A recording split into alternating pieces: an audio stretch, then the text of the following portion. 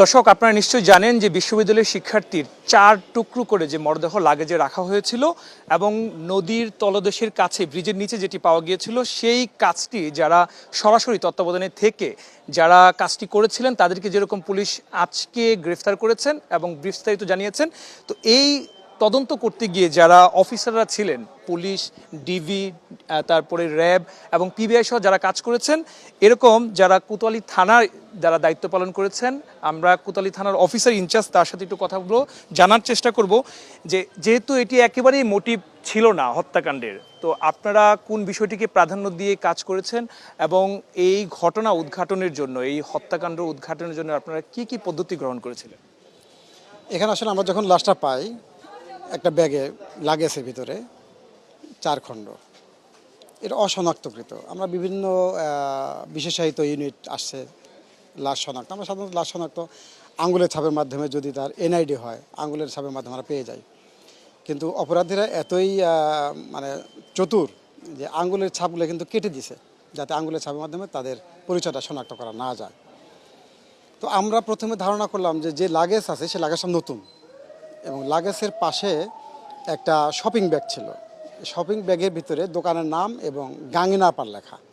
তো যখন গাঙ্গিনা পার লেখা দেখলাম, যেটার মধ্যে মাথা ছিল যে শপিং ব্যাগে, তো ধারণা করলাম যে গাঙ্গিনা পার তো ময়মনসিংহের ভিতরে, তাহলে ঘটনাটা ময়মনসিংহ শহরের ঘটনা, এবং এই দোকান থেকেই সে এই শপিং ব্যাগটা সংগ্রহ করেছে। তো প্রাথমিক আমরা ধরে নিলাম যে এই লাশটা ঘটনাটা আমাদের এখানে ঘটেছে। তো আমরা তাৎক্ষণিক আমাদের পুলিশের অভিযান গাঙ্গিনাপাড় এলাকা চালালাম এবং ওই দোকানটা আমরা শনাক্ত করলাম। পাশে যে লাগেজ, যেহেতু গাঙ্গিনাপাড়ের শপিং ব্যাগ, তা লাগেজটাও শহর থেকেই ক্রয় করেছে। তো লাগেজ সাধারণত খুব বেশি দোকানে লাগেজ পাওয়া যায় না, অল্প কয়েকটা দোকানে লাগেজ পাওয়া যায়। সেই লাগেজের দোকানগুলো আমাদের পুলিশে অভিযান করেছে এবং সিসি ফুটেজে এই 2 জন ব্যক্তিকে দেখা যায় যে একজন লাগেজ ক্রয় করছে এবং একজনের বগল তলায় কালো পলিথিন। ওই সিসি ফুটেজে ওইটা দেখেই কিন্তু আমরা নিশ্চিত হলাম যে ঘটনাস্থলে যে লাগেজটা পাওয়া গেছে সেই লাগেজ এই লাগেজ, এবং ঘটনাস্থলে যে পলিথিন মোড়ানো ছিল এই লাশটা, কালো পলিথিন, সেই পলিথিন একজন ওই লোকটার বগলতলা আছে। আমরা নিশ্চিত হলাম যে এই ভিডিও ফুটেজের সাথে ঘটনাস্থলের আলামতের সাথে মিল আছে। তো আমরা যখন এই সামাজিক যোগাযোগ মাধ্যমে যখন এই সংবাদটা প্রচার হলো, তা পরিবারের লোকজন যখন শনাক্ত করলো যে হ্যাঁ এই ছেলেটা আমাদের, তখন এই ডিসিস্টের বোন এবং তার মামা আমাদের কাছে আসলো। আসার পর তাদের কাছে বিস্তারিত শুনলাম এবং ওই যে ভিডিও ফুটেজটা দেখানো হলো। দেখানোর পরে তারা শনাক্ত, হ্যাঁ সে তার চাচা, আপন চাচা, এবং ওই চাচার হলো শ্যালক, ওই সাথে যে ছিল একটা। আমরা নিশ্চিত হলাম যে তাহলে এই চাচা এবং শ্যালক এরাই ঘটনা ঘটিয়েছে, কারণ যেহেতু তাদের কাছে ওই লাগেজ পলিথিন দুটো আছে, আলামতটা আছে। এবং ঘটনাস্থলে একটা পর্দা ছিল, জানালা, যে দরজা জানালা পর্দা থাকে, একটা অংশে পর্দা আছে। তা আমরা ধারণা করলাম যে নিশ্চয়ই কোনো রুমে এই হত্যাকাণ্ডটা সংঘটিত হয়েছে, এবং ওই রুমের যে পর্দা আছে সেই পর্দা দিয়ে অন্যান্য আলামত, বালিশ, কাঁথা পেঁচে ওখানে ফেলে রাখছে, আলামতগুলো ফেলে রাখছে। তো তাদের ধারণা ছিল যে এই লাশ যাতে কোনো সময়ে আর শনাক্ত না হয়, আইডেন্টিফাই না করতে পারে, এই জন্য তারা এই লাশটা যমুনা নদীতে ফেলে দেবে। তো তারা এই প্ল্যান অনুযায়ী একটা প্রাইভেট কার নিয়ে আসলো, প্রাইভেট কারের পিছনে ব্যাগডালার ভিতরে এই লাগেজের ভিতরে লাশ উঠাইলো। উঠে তারা আমাদের সীমান্ত পার হয়ে মুক্তাগাছা রোডে মনতলা পার হয়ে 87 এলাকা পৌঁছানোর পরে ড্রাইভার বলে যে না, আমি আর যাবো না এত রাতে, আমি ওদিকে যাবো না, আপনারা অন্য গাড়িতে নিয়ে যান। তখন নিরুপায় হয়ে এরা ওখান থেকে ইউটার্ন করলো, যে ঠিক আছে তাহলে ইউটার্ন করো।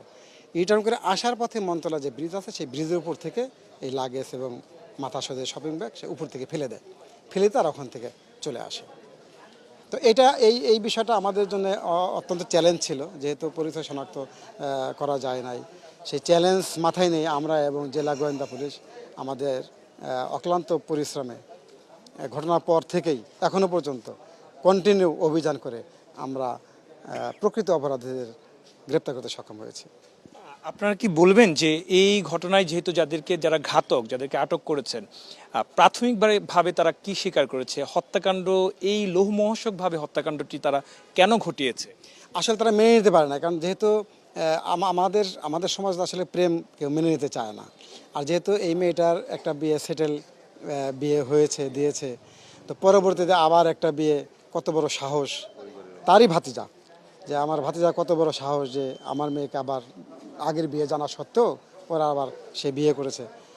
এই এই যে ভিতর থেকে যে ক্ষোভ কষ্ট, এই ক্ষোভ থেকে সে এই কাজটা করেছে এবং বাবাকে অর্থাৎ ডিসিস্টের বাবাকে কিন্তু হুমকিও দিয়েছে, তাপন ভাই, যে তোমার ছেলের দিন গুনতে থাকো, এখন থেকে দিন গুনতে থাকো, তোমার ছেলের সময় শেষ, হুমকি দিয়েছে তাকে হত্যা করবে। ধন্যবাদ আপনাকে। শুনছিলেন দর্শক যে যিনি অফিসার ইনচার্জ আছেন কোতোয়ালি মডেল থানার, তিনি জানানোর চেষ্টা করেছিলেন যে এর বিস্তারিত যে ঘটনা এবং যেটি মামলার তদন্ত কার্যক্রম থেকে শুরু করে যে কার্যক্রমটি ছিল সেটি তারা চেষ্টা করেছেন আমাদেরকে জানানোর জন্য।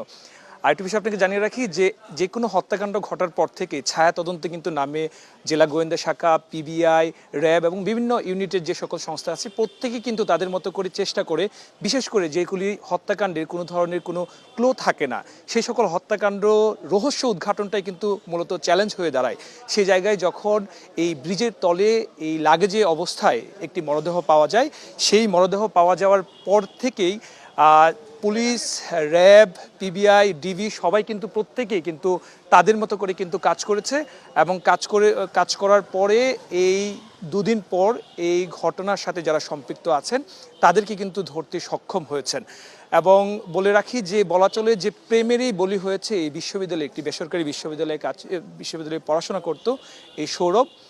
এই বিশ্ববিদ্যালয়ে পড়াশোনা অবস্থায় কিন্তু তার আপন চাচাতো বোনের সাথে এই পরকীয়া প্রেমে কিন্তু জড়িয়ে যায়। এক পর্যায়ে 3 বছর পরে সে একটি বিয়ে থাকার পরেও, তার যে প্রেমিকা তার একটি বিয়ে থাকার পরেও সে আবারও দ্বিতীয়বার যখন বিয়ে করে তাকে, এটি চাচা মেনে নিতে পারেনি। এই মেনে না নেওয়ার ফলেই এই ক্ষুব্ধ হয়ে তার এই বহিঃপ্রকাশ, তাকে এভাবে বিভৎসভাবে হত্যাকাণ্ড ঘটিয়েছে। যদিও প্রেমিককে হত্যা করা হলেও তার মেয়েকে কিন্তু ঠিকই কানাডায় পাঠিয়ে দেওয়া হয়েছে। অর্থাৎ বলা চলে যে প্রেমিক তার জীবনের সবটুকু দিয়ে কিন্তু যে ভালোবাসাটা যেটি দেখানোর চেষ্টা করেছে এবং চাচার নির্মম নির্দয় বলি হয়েছেন প্রেমিক সৌরভ, কিন্তু তার যে প্রেমিকা সে কিন্তু বর্তমানে কানাডা অবস্থান করছেন। তো এই ছিল এখনকার পর্যন্ত এই 4 টুকরো যে মরদেহ, সেই মরদেহের উদ্ধারের বিস্তারিত।